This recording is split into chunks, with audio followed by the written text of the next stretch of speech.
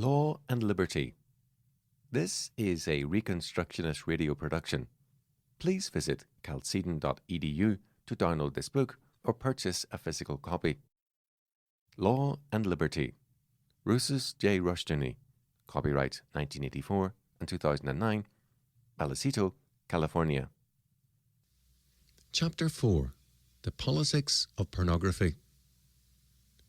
In order to understand some of the major currents of our day, it is necessary to recognize that one of the central purposes of pornography is political. An analysis of the politics of pornography is therefore essential. Before doing so, it is necessary to call attention to a distinction made between pornography and obscenity. The novelist Henry Miller has said, quote, "Obscenity is a cleansing process, whereas pornography only adds to the murk. Wherever a taboo is broken, something good happens, something revitalizing," end quote. Miller is, by his own statement, a champion of obscenity, but hostile to pornography. What is the distinction, if there is one? Basically, Miller's distinction is this: pornography is dirt for dirt's sake, whereas obscenity has as its purpose the systematic destruction of law and moral order, a revolutionary reordering of society. This distinction is only partially true. Obscenity does have this revolutionary purpose, consciously and openly. Pornography is more exploitive, but it has nonetheless an implicit or explicit revolutionary purpose. It is hostile to morality and law, and it encourages and favours rebellion against morality. As a result, it has political implications no less than Miller's obscenity. In discussing the politics of pornography, we are therefore analysing the basic position of the whole field, pornography and obscenity. While there are differences in emphasis, the essential position is the same. Now, the first thing which is apparent in pornography is its obvious hatred of morality, its marked distaste for biblical faith and morals. Moral restraint is seen as bondage for man, a slavery which must be destroyed. As a result, pornography indulges endlessly in long, tasteless and highly emotional attacks on morality, on the sanctity of marriage, on monogamy, and on every kind of moral inhibition. It seeks to fan the flames of moral rebellion, to see morality as dull and restrictive, and immorality and perversion as exciting and liberating. Although people will attempt to prove almost anything these days, it would be an impossibility to prove that pornography is not hostile to biblical faith and morality, because it so obviously reeks with hatred and hostility. A second observation is equally obvious. Pornography sees a tremendous appeal in moral evil. Morality is seen as tedious and confining, as utterly boring and restrictive, whereas evil is portrayed as man's liberation. Evil has a potency of a magnetic force for the pornographer. The vitality, potency, and possibility of life are wrapped up in evil. Truly to live means for him evil, a commitment to and an involvement in moral evil. Man is not really alive, we are told, if he lives morally. Life means evil. It means what is called sin and perversion. Only the person who sins is truly alive, it is held. Evil for these people is life. Third, it can further be stated that for the pornographer, morality is death. To confine men and women to the prison house of morality, marriage, law and order, is seen as equivalent to a sentence of death. Since evil is life, morality is logically death, and this is the religious faith of pornography. The gospel for man is thus evil. Sin is the way of salvation and the way to life and liberty. This faith is insistently presented, and with a religious fervour, and with good reason, because its roots are in an ancient religious faith, Manichaeism, and also various cults of chaos. For this faith sin is life. Researchers a few years ago found that many people commit adultery not because of any desire for the other person, but because of a fear that they will miss out on life if they do not sin. This is, in essence, the position of pornography. It offers sin and evil, and it declares it to be true life precisely because it is sin and evil. Fourth, pornography manifests a hostility to the very idea of law and morality. Law means for it something inhibiting and stultifying, a deadening restraint upon man. Morality is held to be the dead hand of the past, the fearful and death-oriented will of men bound to superstition and fear. The destiny of man is to be free from law, according to these men, and the way to be free is to begin by breaking the law, by violating morality. Man's freedom is to be free from law, free to do as one pleases, and the mark of this freedom is the deliberate violation of all law and order. Man's religious enemy is religion, morality, and law. Eliminate religious and moral law, and all the evils of human life will disappear. Man and the state can then reconstruct society in terms of man's liberation from God and create a truly human order, the great society of humanism, the city of man. At the second annual conference of socialist scholars, one of the leading lecturers called for, quote, the collective worker in a collective society, and for, quote, the destruction of monogamic bourgeois family as we know it, end quote, and for, quote, complete freedom of sexual life, end quote. In other words, man's freedom, he stated, involves being, quote, exempt from worship, end quote, as well as morality. But man's freedom also involves a Marxist state. Slavery is religion and morality, and freedom is Marxist socialism. Moral anarchism is the tool and instrument of totalitarianism, of socialism and dictatorship. Moral anarchism is used to destroy every form of social stability and order in order to pave the way for totalitarian order.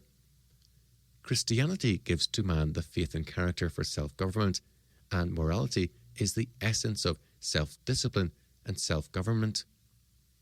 Dissolve man's self-government, and you make a totalitarian authority over him a social necessity. It becomes apparent, therefore, that the link between pornography and revolutionary totalitarianism is a necessary one. The rise of totalitarianism has always been preceded by moral anarchism, and those seeking tyrannical powers over man have always worked to reduce man to a dependent position by undercutting his moral self-government and responsibility. The rise and triumph of pornography is a prelude to totalitarianism. Moral anarchy is the seedbed of tyranny. This then explains the relationship between pornography and totalitarianism. The champions of pornography talk loudly about liberty. Any legislation against pornography is protested as hostile to freedom of press and civil rights generally. But these same people are curiously silent about protecting the inroads of totalitarianism, of Marxism, into the social order. If they are interested in liberty, why not defend it against Marxism? The answer is that they are hostile to liberty. Hence their defence of pornography is an instrument whereby man's moral liberty can be eroded and destroyed. Our sixth point is thus an obvious conclusion. The politics of pornography is a moral anarchism whose purpose is revolution, a revolution against Christian civilization. The dean of modern pornographers and a great revolutionist was the Marquis de Sade. The Marquis called for total freedom for every kind of sexual perversion. For Sade, quote, true wisdom, unquote, meant, quote, not repressing our vice, since these vices constitute almost the only happiness in our lives. To repress them would be to become our executioners, end quote. The Marquis called for the abolition of the death penalty, laws against theft, laws against murder, prostitution, adultery, incest, rape, sodomy, and all else. Equality required that all acts have equal standing before the law, except, of course, Christian moral laws such as monogamy, laws protecting property, and similar legislations. For Saad, Christianity and its moral laws should be abolished by law. All things else should be accepted. He defended all kinds of crimes and perversions as natural and good. Quote, "Can we possibly imagine nature giving us the possibility of committing a crime which could not offend her? The most independent of men and those closest to nature are savages. With impunity they devote themselves to murder every day." End quote. The Marquis de Sade wrote with honesty. In his books, the politics of pornography is open and obvious. The contemporary pornographers are less open about stating their revolutionary goals, but they are still very obvious. The politics of pornography is simply the politics of revolution. The sexual aspect of pornography is the most obvious aspect. It is an excellent common for the stupid and immature, but the underlying purpose is far more extensive in scope. It is nothing less than revolution. It is the reordering of life and society in terms of moral anarchism. In Esquire, June 1963, Anthony Lewis wrote on, quote, "Sex and the Supreme Court," end quote, stating that after the Supreme Court's Roth decision, quote, "No serious literary work can now be termed constitutionally obscene," end quote. All that a pornographer needs to do, if this be true, is to call attention to his serious purpose, namely, his revolutionary purpose to seek to escape from prosecution. The, quote, "serious," unquote, purpose can be called sexual reform. Thus, in The New Leader for September the 2nd, 1963, Stanley Edgar Hyman, writing on, quote, "In Defense of Pornography," end quote, wrote, quote, "These books may teach and encourage a wider range of heterosexual activity, oral and anal as well as genital, and should be welcomed if they do," end quote. In other words, the increasing defense of pornography is that pornography itself is a socially redeeming activity and is therefore its own justification. In short, the plea for pornography is becoming the fact that it is pornography. Many things can be said at this point. Certainly, new and clearer legislation is necessary and urgently needed.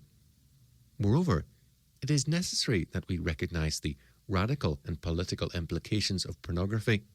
These things and more need to be done.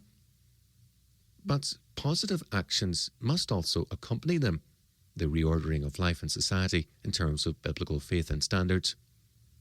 The basic answer to moral anarchism is the strengthening of Christian moral discipline. We need and must have sound legislations, but we must also establish the right kind of theological and moral foundations.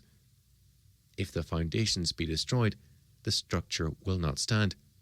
Quote, "Except the Lord build the house, they labour in vain that build it," end quote. Psalm 127, 1. The Reconstructionist Radio Podcast Network brings to you a complete lineup of podcasts where you will hear practical and tactical theology. Our desire is not simply that you consume our shows, but that you also live out your faith in every area of life. We can talk all day long about these things, but if we fail to put them into practice, then we fail as ambassadors of Jesus Christ, our King. Subscribe now to your favorite Reconstructionist Radio Podcast Network shows, or you can subscribe to the Reconstructionist Radio Master Feed, where all of the content we produce, including the audiobooks and audio articles, will pop up as soon as they are available. And don't forget to visit reconstructionistradio.com to volunteer as a narrator or to partner with this ministry financially. May the Holy Spirit stir you into action for Christ and His kingdom